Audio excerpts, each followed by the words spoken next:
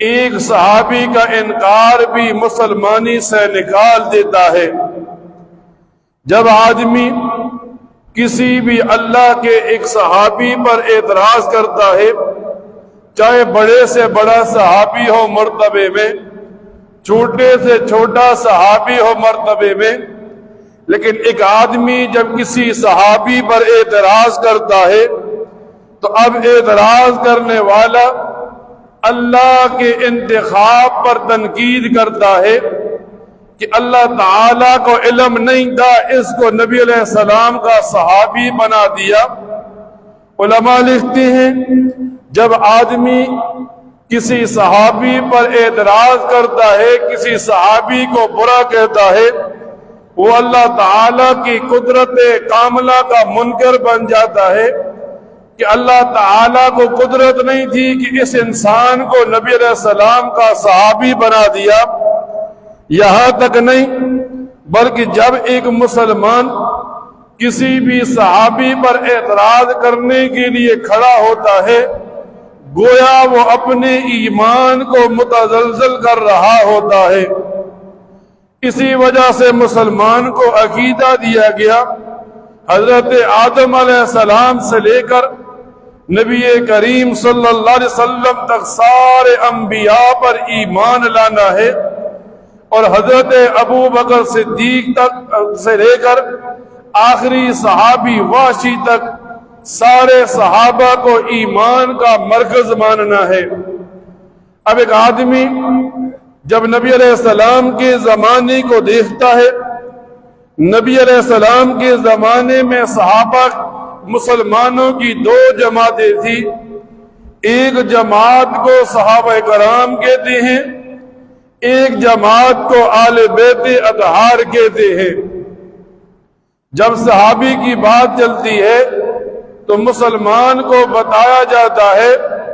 ہر اس انسان کو صحابی کہتے ہیں جس نے ایمان کی حالت میں نبی کریم صلی اللہ علیہ وسلم کی صحبت پائی، پھر اس کی موت بھی ایمان کی حالت میں آ گئی، اسے شریعت کی اصطلاح میں صحابی کہتے ہیں۔ اس کے مقابلے میں جب آل بیت کی بات چلتی ہے تو آل بیت سے مراد وہ لوگ ہیں جو نبی کریم صلی اللہ علیہ وسلم کے گھر والے ہیں۔ اب صحابہ کرام کا تذکرہ کرنا شروع کرے،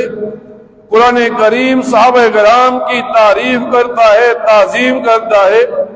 نبی علیہ السلام کی احادیث صحابہ کرام کی تعریف کرتی ہے، تعظیم کرتی ہے۔ یہاں تک نہیں، جب قرآن کریم کو کھولا صحابہ کرام کی تعریف کرنا چاہیے تو قرآن کریم میں اللہ تعالیٰ ارشاد فرماتے ہیں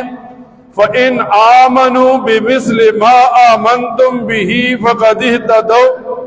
اگر تم ایمان لاتے ہو تو ایسا ایمان لاؤ جیسا صحابہ کرام ایمان لائے، تم ہدایت والے ہو جاؤ گے۔ یعنی ایمان اس وقت کامل ہوگا، ایمان اس وقت صحیح ہوگا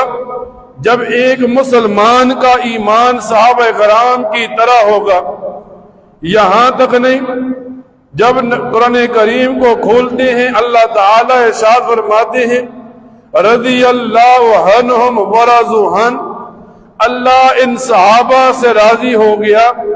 یہ صحابہ کرام اللہ تعالیٰ سے راضی ہو گئے۔ جب صحابہ کرام کی تعریف کرتے ہیں، احادیث کھولتے ہیں، نبی کریم صلی اللہ علیہ وسلم فرماتے ہیں میرے صحابہ ستاروں کی مانند ہیں، جس کے پیچھے چلو گے ہدایت پا جاؤ گے۔ ایک آدمی کہتا ہے میں حضرت ابو بکر صدیق کی اقتداء میں چلتا ہوں، ہدایت پا جائے گا۔ ایک آدمی کہتا ہے میں حضرت عمر فاروق کے پیچھے چلتا ہوں، ایک آدمی حضرت عثمان غنی کے پیچھے چلتا ہے، ایک آدمی حضرت علی المرتضیٰ کی اقتداء میں چلتا ہے، ایک آدمی حضرت حسنین کریمین کی اقتداء میں چلتا ہے، ایک مسلمان حضرت امیر معاویہ کے پیچھے چلتا ہے۔ کسی ایک صحابی کے پیچھے چلنے والا ہدایت پا جائے گا۔ اور جب کوئی آدمی صحابہ کرام پر انگلی اٹھاتا ہے،